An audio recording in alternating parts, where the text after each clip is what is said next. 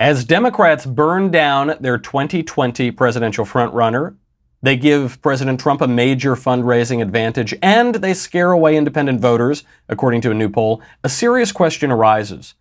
Are Democrats trying to lose this thing? We will examine why the left can't get anything right. Then, an Obama-appointed federal judge rules that Asians are not being discriminated against at Harvard.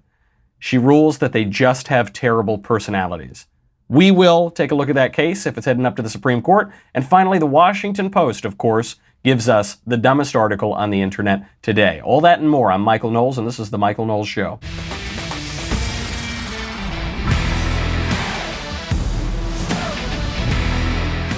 Democrats are doing everything wrong.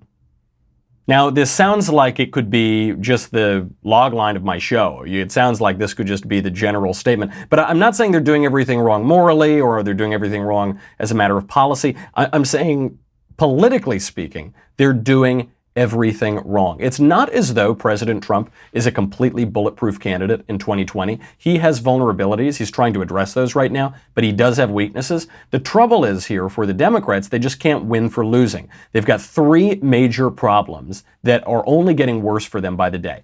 The first one is they are destroying their presidential frontrunner. So Joe Biden is at the top of the pack for now. I don't know. By the time you listen to this, tomorrow or the next day after we record, that might not be the case anymore. He has really got slim margins now. But he consistently polls the highest against President Trump in the general election. Part of this is he's the only candidate who's a top-tier candidate who has black support. Part of this is he's one of the few candidates that people don't think is a complete crazy leftist, even though he's willing to pander to the left as much as he wants because he doesn't really believe anything. But he's still the top tier candidate for them right now, and the Democrats are burning him to the ground. Now, while they burn him to the ground, they're using a specific instrument to burn him to the ground, which is impeachment, and specifically talking about his business dealings in the Ukraine and his son's business dealings in the Ukraine. While they do that, while they're burning him to the ground with impeachment, they're giving President Trump a major fundraising advantage, and as they're doing all of this, they are scaring independent voters mad. So there's a new poll out from Monmouth University, shows that a plurality of voters believe that Joe Biden pressured Ukraine to stop investigating his son. This is the first poll, and I think the only poll to my knowledge, that asked this question. They said, do you think that Joe Biden used the federal government to pressure the government of the Ukraine to stop looking into his son's crooked affairs? 42% of respondents said he probably did that. 37% said he probably did not do that. 22% don't know. Regardless of what happened, and I know we've been covering some of the facts of that case for a week or so now, regardless of whether or not it happened, the worst news for Biden is that the plurality of people think it happened. More people think it happened than think it did not happen. And this is not just a party line vote. It's not just 42% of Americans like Trump, so they just believe him when he says that Joe Biden was crooked in Ukraine. It doesn't break down that way. Actually, if you look further into the poll, 16% of Republicans don't think that Joe Biden did anything wrong in Ukraine. Pretty interesting number. Even more interesting than that is that 19% of Democrats do believe that Joe Biden engaged in some crooked behavior in Ukraine. So people are paying attention to this issue. When the issue first came up on TV, I said, any way Biden plays this, he's going to lose. Unless he just brushes it off and tries to ignore it and tamp it down, he's going to lose, because just the fact that it's in the news is going to hurt his poll numbers. It already is. So the Democrats are burning down their top tier candidate, and they're doing it in an effort to impeach Trump. Don't forget, if they weren't currently trying to impeach Trump, the Ukraine issue would not exist. This Ukraine issue goes back to 2014. You had ABC's John Carl asking Obama's White House press secretary Jay Carney about this issue 5 years ago in 2014. It then came up again in 2016. But again, the mainstream media and the left didn't want to talk about it, so they didn't have to talk about it. Even 2 months ago, I was sitting in a Fox green room, and I was talking to Dan Bongino, who has a great podcast. And Dan said, watch out for this Ukraine thing. If Biden doesn't play his cards right, this is going to become a big campaign issue. Even then, this is just a few months ago, I still didn't know exactly what was going on over there. So Democrats are so focused on impeaching Trump right now that they're willing to burn down Biden to do it. Why are they willing to burn down Biden? a few possible reasons. One is they don't have faith that Joe Biden is the candidate who's going to beat Trump. Fair enough. If you looked at his performances at the last Democratic debates, I don't think you would have much faith in Biden either, even if you were a Biden supporter or a Democrat supporter. So what one possibility is they look at Biden, they say, there's no way this guy's going the distance. Whatever, let's impeach Trump. It's going to take out Biden, but then we'll deal with Bernie or Elizabeth Warren or somebody. That's one option. The other one is they don't really care about beating Trump. I don't think Nancy Pelosi really wants to beat Donald Trump. Why not? Because now she's the minority, or she's the Speaker of the House, but she doesn't have the Senate and she doesn't have the White House. So she gets to grandstand, she gets to be the Speaker of the House, she gets to raise a lot of money, she gets to now especially try to keep her caucus in line, but she doesn't have to be responsible for very much. If you're in the Democratic House leadership, that is a pretty good position to be in. And one of the reasons that they're trying to impeach Trump right now, I suspect, is that Nancy Pelosi is looking around at AOC plus 3, and she's seeing a lot of discontent in her party, and she's seeing that maybe people don't like her all that much. And so she's willing to impeach him if it means it's going to help her keep control of the House. Absolutely plausible. But either way, it's a kamikaze mission. And it gives President Trump a major fundraising advantage. So we just got the Q3 numbers out. In the third quarter, President Trump raised $125 million. Now, we hear these numbers all the time, so sometimes it's difficult to keep track of what you're supposed to raise if you're an incumbent in this quarter versus that quarter. Just to put it in perspective, when Barack Obama ran for re-election in 2011, so this was the last time we had an incumbent who was running for re-election, he raised $70 million in the third quarter. And he won that election, don't forget, he was re-elected. So he raised $70 million. Trump nearly doubled that in the third quarter of 2019. $125 million. How did he raise all that money? One of the key reasons why he raised all that money, impeachment. So after Nancy Pelosi goes out there and says, we are going to open a formal impeachment inquiry into President Trump, the Trump campaign didn't run and hide. The Trump campaign didn't cry. They followed Rahm Emanuel's advice, which is never let a good crisis go to waste. So they immediately started sending out fundraising emails. They brought in $8.5 million in just 2 days. That is a lot of scratch. Think about that. President Obama, 2011, raises $70 million in the entire third quarter. Trump raises $8.5 million 2 days. Because of impeachment, because people don't like this. They don't like being told that we have a presidential election and then you elect the guy that you want to elect, and then immediately you're told, nope, sorry, that doesn't work, so we're going to try to remove him for collusion. We're going to try to remove him for a porn star. We're going to try to remove him for colluding with a different government. They're just going to undo it. People hate that, and it looks like it's backfiring. This backs up what I have been saying all along. Impeachment is a huge win for Trump. He should be hoping for impeachment. Let's not forget, impeachment helped the Clinton administration in the 90s. Now, it helped Bill Clinton personally. It helped the Democrats in the 90s pretty well because the American people thought it was a bit of an overstep. Maybe the Democrats are playing the long game here, because don't forget in the 90s, you've got all these investigations into Clinton going back to the first term. Then Newt Gingrich wins in the Gingrich Revolution. Republicans take the House in 1994. And then there's more blowback against him. Newt Gingrich eventually resigns as Speaker. Bill Clinton obviously is reelected. But then in 2000, George W. Bush won the White House, more or less running against Bill Clinton. And Bill Clinton didn't play a huge role on the campaign trail for Al Gore. So maybe Democrats are playing the long game here. This, to me, is one of the more plausible theories, which is, for all their talk, they don't think they're going to beat Trump in 2020. I don't think they're going to beat Trump in 2020. I guess it's possible. I just don't think it's going to happen. So for them, they're going to run really hard against Trump. They're going to try to raise some money, galvanize some support, and play for a longer game when they've got better candidates. Because the candidates they have right now are not talented. Joe Biden is well past his prime, if he ever had a prime. Bernie Sanders, same thing. Elizabeth Warren, now they're touting her as the great central candidate. She has a lot of flaws. She has a terrible voice. She panders to everybody. She's radically left-wing, at least for recent years. And let's not forget, she pretended to be an Indian for her entire career to her own professional advantage. Liawatha, that doesn't just go away. We're not really talking about it now. Trump is not going to let up on that. And I think it does really hurt her with particularly racial minority voters.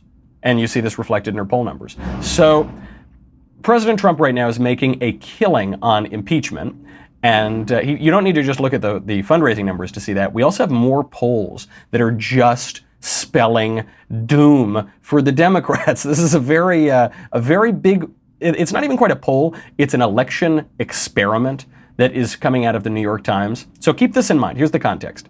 Joe Biden's lead is now down to just 4.2%, according to Real Clear Politics. Don't forget, this guy started, he was the leader of the pack, double-digit leads. Now, according to Real Clear, which looks at all of the polls, he's down to 4.2% lead. By the time this podcast is actually published, who knows what it's going to be. The New York Times now is reporting on a new election survey experiment. Here's the experiment. They took just about 4,000 Americans, 3,973 Americans, and this was conducted by a Democratic data firm, Chivis Analytics, and over 1 week, they took half the participants and they showed them news articles about the Democrats' leftward shift. So that was half the participants. And then the other half of the participants saw news snippets of just random information, election dates and that sort of stuff. What they were trying to measure is the effect of news about the Democrats' leftward shift, what that does to independent voters. These were all so-called independent voters. So the news that they showed them was news about decriminalizing southern border crossings. It was news about expanding illegal aliens' right to welfare and government services. It was news about how we're going to get rid of our healthcare system and replace it with a government-run system. It was news about free school, free college for all children, for everybody. These were all, by the way, these weren't just made up. It's not like they wrote them like a work of fiction. These were pulled from actual news stories. What was the result? Independents became 6 full percentage points less likely to vote for Democratic candidates after reading the news about the leftward shift. And this has been the Trump campaign strategy all along, which is appeal to moderates, appeal to independents, appeal to normal people who object to pretending to be an Indian for 30 years of your career, and object to free healthcare for illegal aliens, and object to reparations for slavery, and object to a $93 trillion Green New Deal environmental bill. And just normal people, the only sort of people who could ever get behind those kind of radical ideas are highly over-credentialed elites in the media and politics. Normal Americans, people between the two coasts, people who don't live in politics all day long, don't like that sort of stuff. And now we have an experiment showing, and this is a Democratic firm, and this is coming from the New York Times, 6 full percentage points less likely. So what does that mean? We know the leftward lurch is happening. We've been seeing that happen the whole time. We've been seeing the Democrats willing to kill off their frontrunner, kill off Joe Biden, and we've been seeing that they're cottoning now to Bernie Sanders and Elizabeth Warren.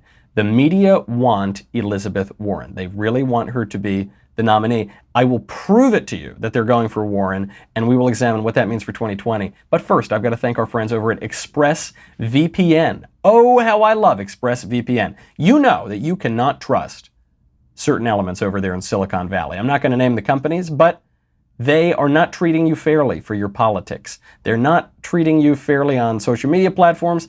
How do you think they're going to handle your privacy and your online data? Because when you go online, you are just giving people, you are dishing all of your information out over to them. This is why I highly recommend using ExpressVPN every time you go online, every time. Big tech companies can use your IP address to match your internet activity to your identity or location. And let me tell you something. If you are listening to this show, something tells me you get up to some pretty weird stuff on the internet, okay?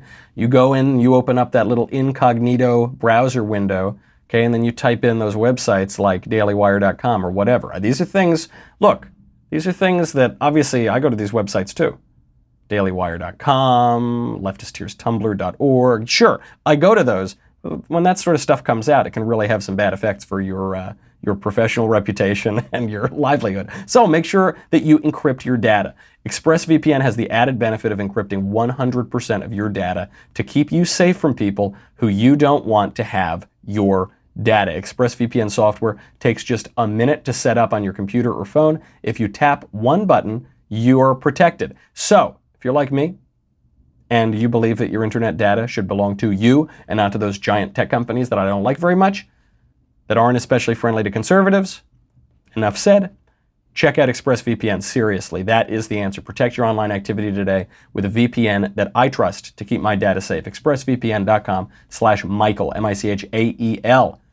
Claim an exclusive offer just for my listeners. ExpressVPN.com/Michael, M-I-C-H-A-E-L. 3 months free with a 1-year package. ExpressVPN.com/Michael to get started. Do it today.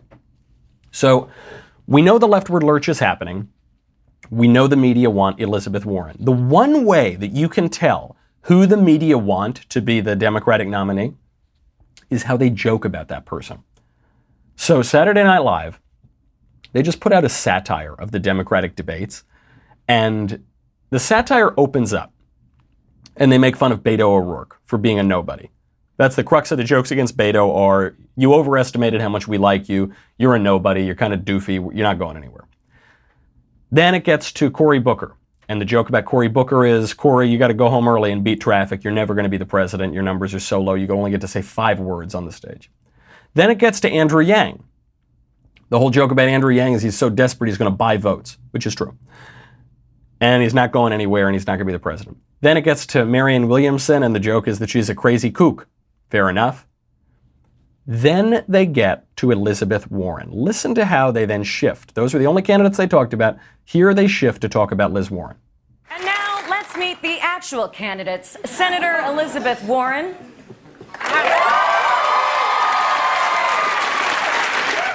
Okay, you hear that. Let's meet the actual candidates. Now, it's true, Andrew Yang is not going to be president. Cory Booker is not going to be president. Certainly Beto O'Rourke's not going to be president. It is true that Liz Warren is an actual candidate. But part of this is self-fulfilling. If the media had talked about how interesting Tulsi Gabbard is, Tulsi Gabbard would still be in the debates.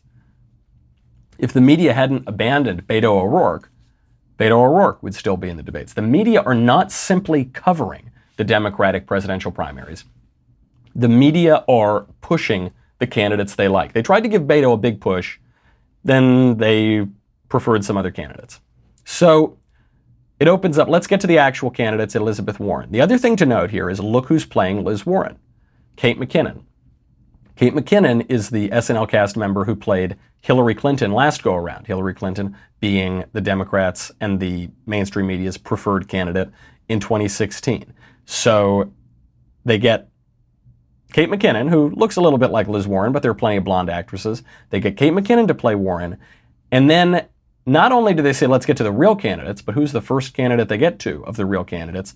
Elizabeth Warren. And then they go in, here's the joke they're gonna make about Liz Warren. No candidate is safe. Yang is desperate and Beto is doofy and Cory's going nowhere and Marianne's a kook. Okay, what are they gonna say? What's the joke that they're gonna make about Elizabeth Warren?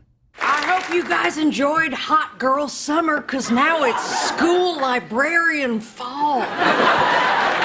I have the energy of a mother of 5 boys who all play a different sport. Let's do this. Okay, that's it. Then they move on to another candidate.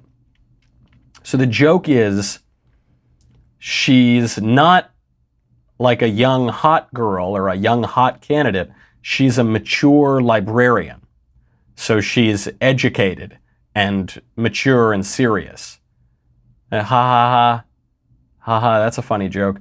And then the only other joke in the bit is she's got a lot of energy, but energy like a mom who has kids who play different sports.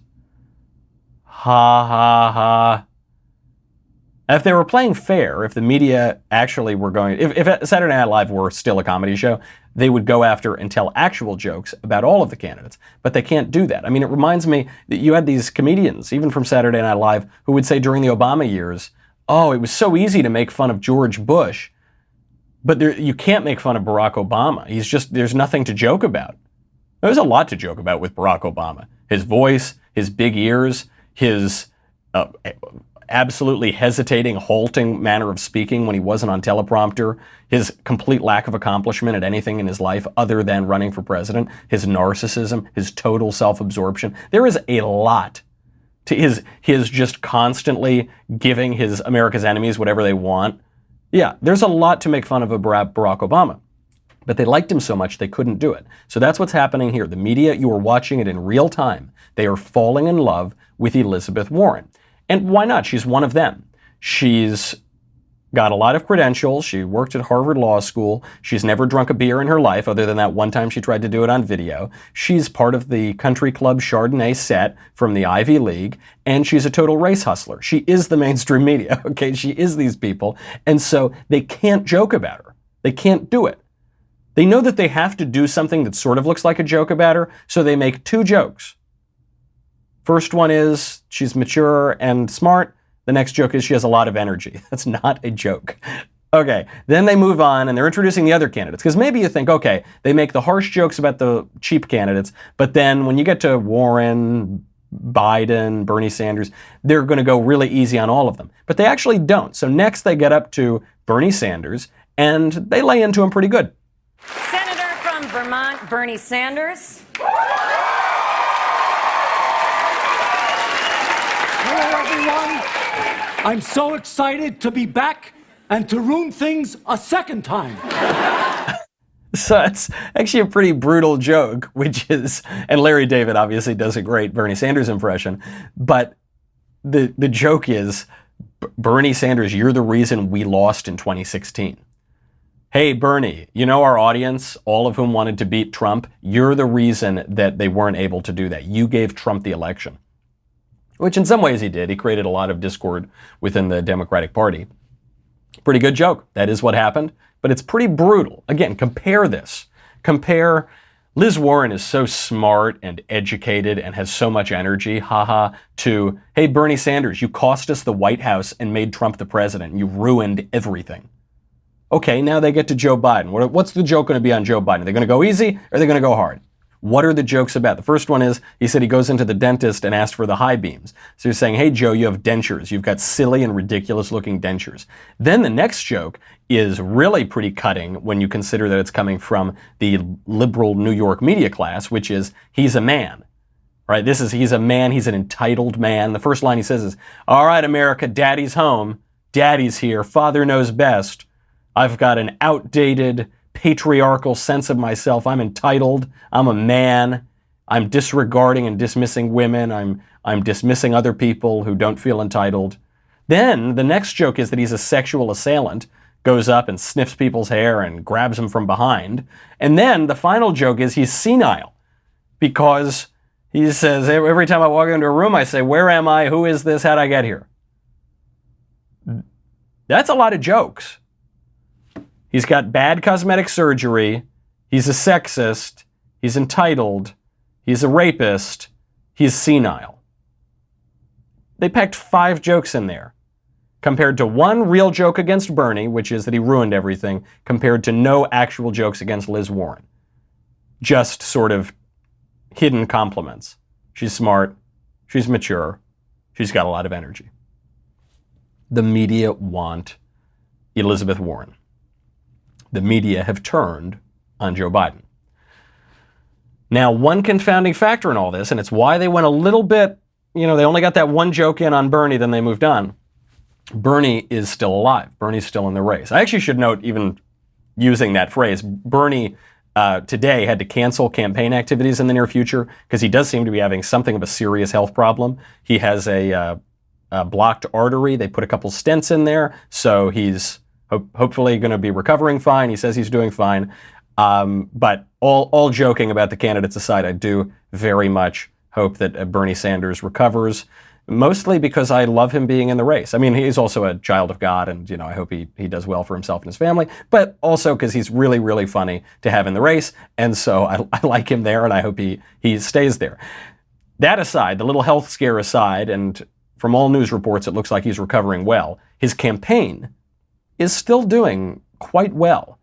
And the media have been trying to take him out. Politico ran a piece just a few days ago about how his campaign was going nowhere. They had to pick a lane. They're not doing that well. Well, actually, if you look at the third quarter fundraising numbers, he raised $25 million. Obviously, that's $100 million less than Trump raised. But if you're looking at a crowded field of 10 or more Democratic candidates, 25 million is pretty good. And the better news for Bernie, that 25 million is coming from 1.4 million donors. Bernie Sanders is the king of the small dollar donation.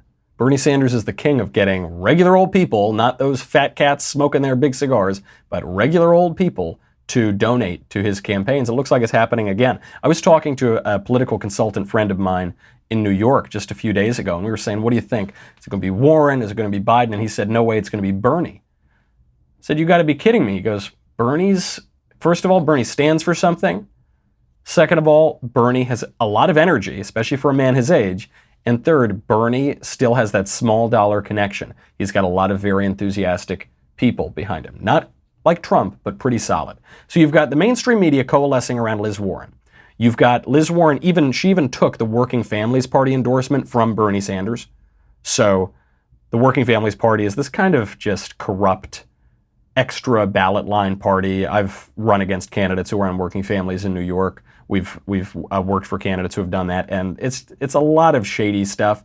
But she goes in there, and I assume through some shady dealings, takes the endorsement from Bernie. So that's not great. But a lot of Democrats still like Bernie Sanders. And this is where it's going to get really interesting. It's happening already today. You are about to see Bernie Sanders start holding Liz Warren's feet to the progressive fire. It's been so nice thus far that Liz Warren and Bernie haven't hit each other. None of the Democrats have really gone after each other, other than Kamala going after Biden and Tulsi Gabbard going after Kamala.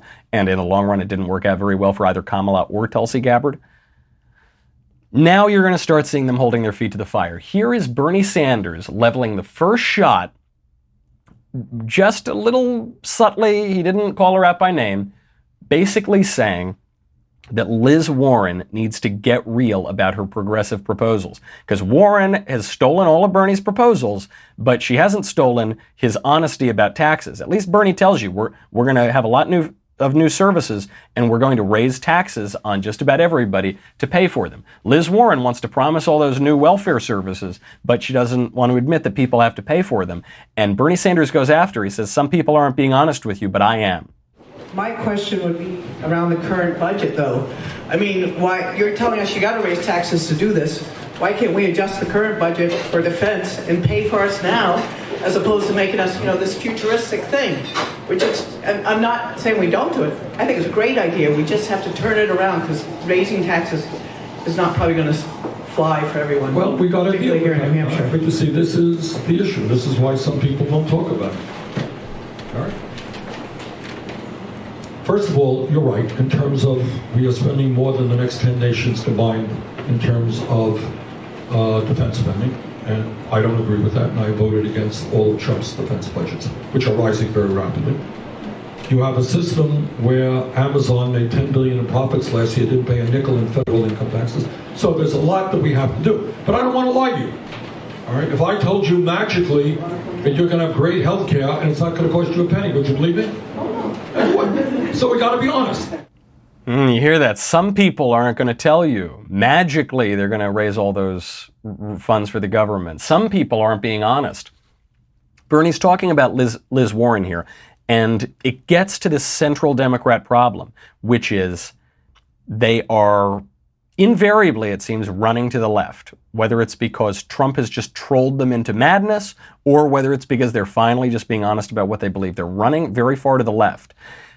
This fight between Bernie Sanders and Liz Warren that is coming up, assuming Bernie gets better, assuming the campaign is still going on, if all of that happens, This fight coming up is going to bring the party even further to the left. Bernie has the correct idea here, which is they have to raise taxes to pay for their plans. He's going to make Liz Warren be honest about it. And that's a really bad pitch because we've just got a report that Americans are now spending more on taxes than they are on food, clothing, and health care combined. That's according to the Bureau of Labor Statistics. We'll get into that. We'll get into why more taxes is a bad pitch. We'll get into how best to go after Biden. Some conservatives are suggesting an investigation. I think it's a bad idea. Then why one Obama-appointed federal judge thinks that Asians just have bad personalities. And finally, the dumbest article on the internet today, which takes on that great problem, that scourge in the United States, the ethnic food aisle at the grocery store, which the Washington Post says is the last bastion of racism. First, though, we got to say goodbye to Facebook and YouTube. You know, you've noticed probably all week I've been coming to you from very strange places around the country. Now I am in Washington, D.C., because tonight I am going to be giving the third speech in my fall Young America's Foundation tour, which is called Men Are Not Women and Other Uncomfortable Truths. The uncomfortable truth that I'm going to be talking about tonight is that George Washington was a pretty good guy.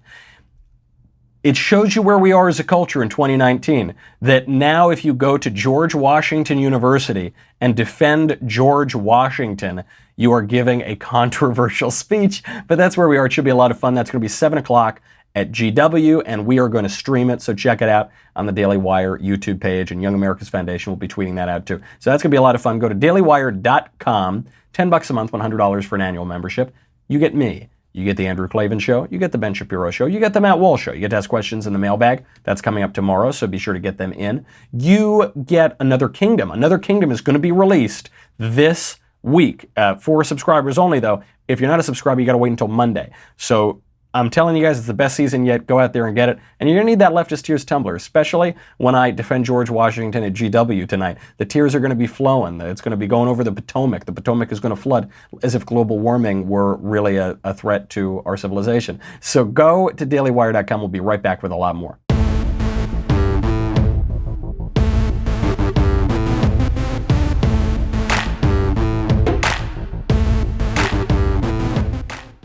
So Democrats are now eventually going to be running on, we are going to raise your taxes. Yes, we are going to raise your taxes. The more honest voices on the left are already saying this. And they're going to force the more dishonest ones to say it too.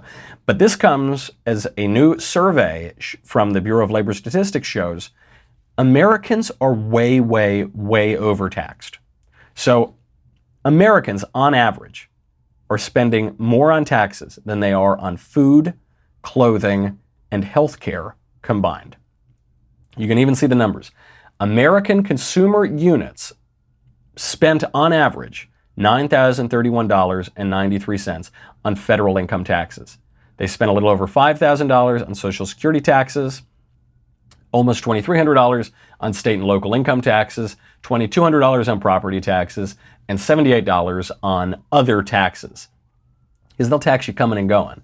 That's what the tax man does. This brings, for the average American, $18,617.93 total in taxes. Now, the average American consumer unit, while they were paying these taxes, they were also spending nearly $8,000 on food, nearly $5,000 on health care, $1,866 on apparel and services. That brings it to $14,758.11 total. Almost $4,000 more on taxes than on food, clothing, and health care. It's too much. It's too much. You know, the left and kind of the new right, new conservatives, and the center, they would always mock the conservative movement in the 60s and 70s and 80s and 90s for just all they cared about was low taxes. And people don't get all that excited about low taxes, and it's a little too wonkish and rationalist. Low taxes is about so much more than just taxes. Taxes represent your labor. Taxes represent your time. Taxes represents your freedom of choice. Taxes represents your control over your own life and your own destiny. Money is a symbol, okay? Money, that's a dollar, the dollar bill isn't intrinsically worth something. It's worth something because of what it says about the economy, about the country, about your time, about your work. If people are spending so much more on their taxes than they are on basic necessities, that's not a great sign. I mean, you could be taxed 40%. I have friends who are taxed at the 50% effectively. And that's not even taking into account sales taxes and all the other little taxes that people get you on. That's too much. That's way, way too much. God takes 10%. The mob takes 10%. There is no reason for the government to be taking 40 or 50% of your money home. So how should Trump play all of this? He should watch it happen and he should laugh. You know, there was a suggestion from Peter Schweitzer, who's very good, but he runs the Government Accountability Institute, I think it's called. And he just looks into corruption at the government level and he writes excellent books. He has this suggestion right now that Trump needs to get really involved in all of this, that Trump actually should, I guess, through the Senate Republicans, use the subpoena power to investigate Joe and Hunter Biden, to get really active in areas of this campaign. I think it's a bad idea. I think if you get the White House to really get aggressive here, or if you get the Senate to start subpoenaing different people and really heavily investigating Joe and Hunter Biden, it creates a sort of moral equivalence between the House and the Senate, the House Democrats and the Senate Republicans. So right now the House is impeaching Trump. It looks ridiculous. He raised $8.5 million off of it, and really more later on. Why would we want to look ridiculous too? Because already the Biden campaign is falling apart. I mean, you're seeing it happening in the polling numbers. You're seeing it happening in how the media is treating Joe Biden. If we get involved, the only advantage I could see to that is if we get involved, the Democrats will defend Joe Biden. And then if the Democrats defend Joe Biden, he has a better chance of getting the nomination. And look, maybe that is the long game. Maybe people think Joe Biden is the weakest candidate to run against in 2020. I'm not totally convinced of that. I can see an argument for it, but that is a really convoluted, complicated, long game. I think right now things are going very, very well for conservatives. Things are going very, very poorly for Democrats, and they can't figure out right now how to fix it. They can't figure out how to right the ship. They just can't win for losing. Everything they're doing is wrong. I wouldn't interfere with that. I would let that continue to happen. It would spell good news for conservatives in 2020, really bad news, and without really much good luck in sight, I think, for the Democrats. Now, moving on from 2020, looking at just the culture broadly, there's one case that we have been talking about for months and months now. It's this case brought by Asian students and Asian parents who had kids apply to Harvard, and they were rejected, or they were students at Harvard, but they found this problem in the admissions policy, which is that Harvard is systematically discriminating against Asian applicants on the basis of race. Now, how do they do it? Because you're not allowed to do that, right? I mean, you are. There's affirmative action, which is race discrimination codified into law. So you already are a little bit. But even so, Asian applicants were still being underrepresented. How did they do it? The way they did it was Harvard gives students different scores. So you got the SAT score, right? And you just take the test and you report your SAT score. Unless your mother's Aunt Becky, in which case you cheat on the test and get into college. You get the SAT score, you've got your GPA. Kind of hard to cheat your GPA. You've got your extracurriculars. You've got all these boxes, right? That are pretty hard if you're in the admissions office to cheat. And then you have at Harvard the personality score. So the personality score measures likability, helpfulness, courage, kindness, positive personality. People like to be around you. That's one category. This person is widely respected. That's another category. Obviously, very subjective, highly vulnerable to abuse. What this survey showed of the Asian applicants is that Asians had the highest scores in academic and extracurricular rankings, but they had by far the lowest personality rankings. So how can you explain this? There are two explanations, that's it. Either you believe that Asians just have absolutely terrible personalities across the board, or you realize that the personality score is just a way to discriminate against Asians on the basis of race. Because these universities have done this for so long, which is they don't want too many Asians, or they don't want too many Jews, or they don't want whatever race they don't want there. And so they find a way to keep that number suppressed. This lawsuit showed that statistical experts looking at the applications saw an Asian American male applicant had a 25% chance of admission. Or if he had a 25% chance of admission, he would have a 32% chance of admission if he were white. He would have a 77% chance of admission if he were Hispanic. He would have a 95% chance of admission if he were black. That's if he's beginning with all of his other scores starting at 25%. He would get a huge advantage if he were a different race, and he was being disadvantaged because of his own race. So anyway, this federal judge today, this Obama appointee, Allison Burroughs, says that Harvard can keep discriminating. And her reasoning was, this is a direct quote, Harvard's witnesses credibly testified that they did not use race in assigning personal ratings and did not observe any improper discrimination in the admissions process. So what she's saying is, she found out that Harvard, she concluded, Harvard is not discriminating against Asians on the basis of race because Harvard told her that they're not discriminating against Asians on the basis of race. And, you know, why would Harvard lie about something like that? I mean, you're not calling them liars, are you? So anyway, no big deal. I guess Asians just have bad personalities, is what this Obama-appointed judge is saying. This is, first of all, it shows you how bizarre and incoherent racial politics can be. I mean, it's not as though, broadly as a demographic group, Asian immigrants and second-generation Asians are so incredibly well-off in America. I'm from New York. A lot of Asian immigrants and children of Asian immigrants have nothing. They came here with nothing. Their parents work constantly. The kids work extremely hard in school, and then they go to some either magnet school or charter school or Stuyvesant High School, and then they work their way in and try to get into college. And they are being discriminated against, and there's no other way to put it. It's on the basis of race. And somehow, in leftist woke culture, this is a good thing.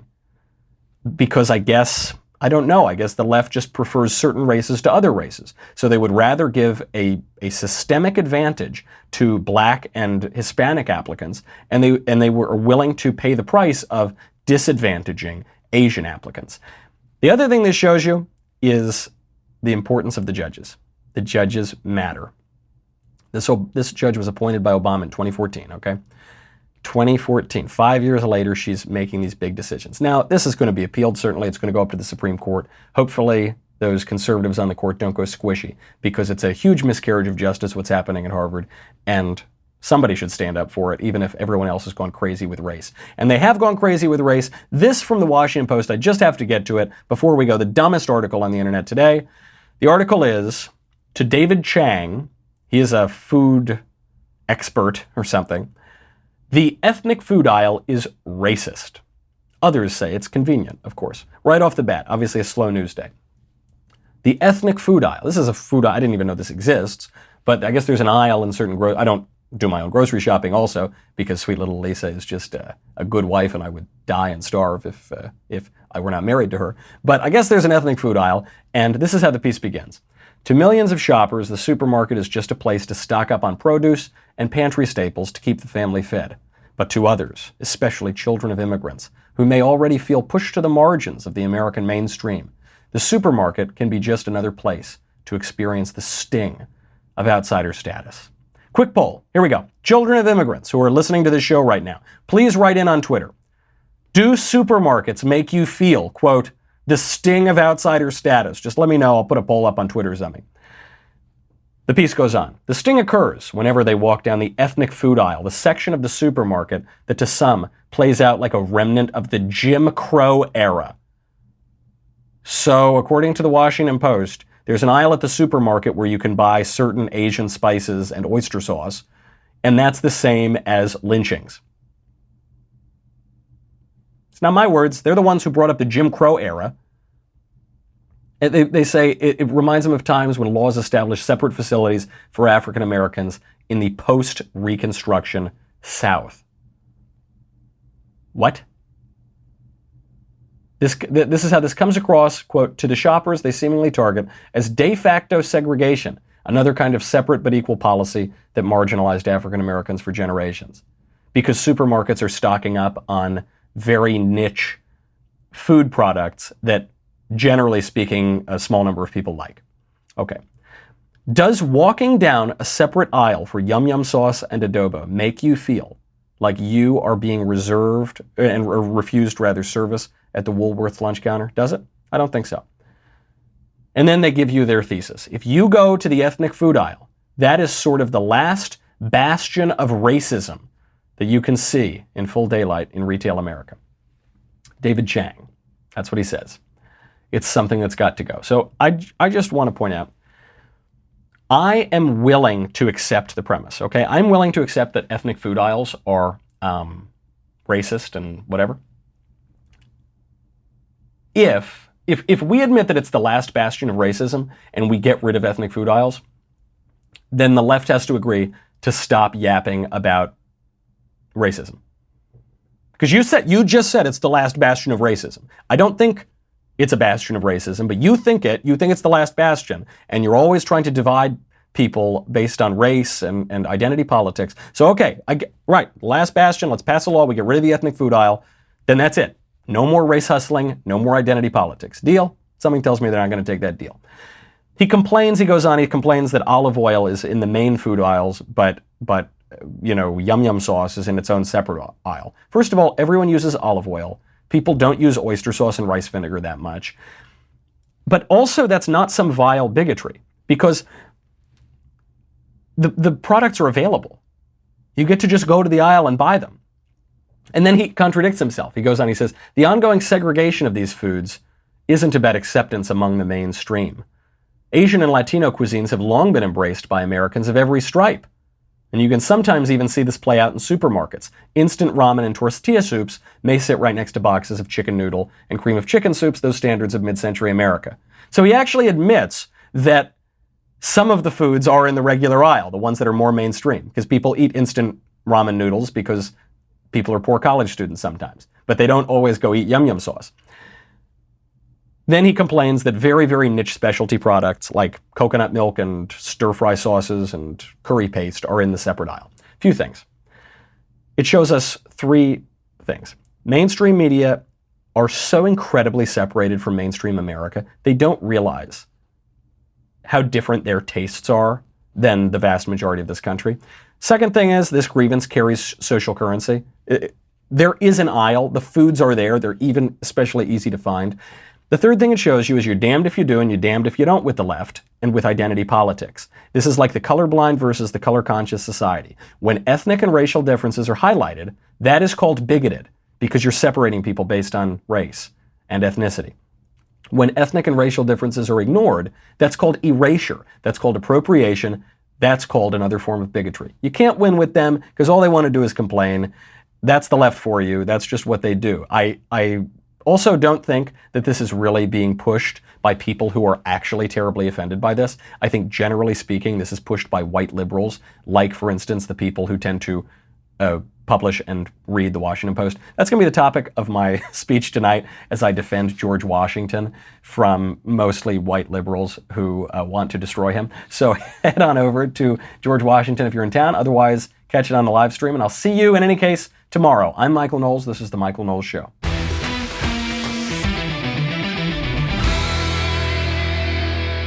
The Michael Knowles Show is produced by Rebecca Dobkowitz and directed by Mike Joyner. Executive producer, Jeremy Boring. Senior producer, Jonathan Hay. Our supervising producer is Mathis Glover. And our technical producer is Austin Stevens. Assistant director, Pavel Wydowski. Edited by Danny D'Amico. Audio is mixed by Mike Coromina. Hair and makeup is by Jesua Olvera. And our production assistant is Nick Sheehan. The Michael Knowles Show is a Daily Wire production. Copyright Daily Wire 2019.